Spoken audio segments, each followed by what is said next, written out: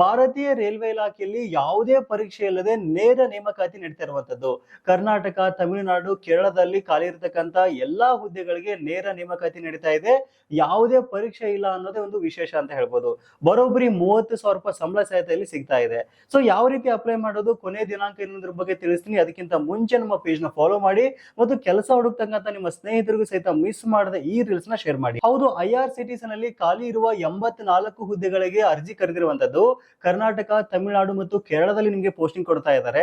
ಆಯ್ಕೆಯಾದ ಅಭ್ಯರ್ಥಿಗಳಿಗೆ ಬರೋಬ್ಬರಿ 30,000 ರೂಪಾಯಿ ಸಂಬಳ ಸಹಿತ ಸಿಗ್ತಾ ಇರುವಂತದ್ದು.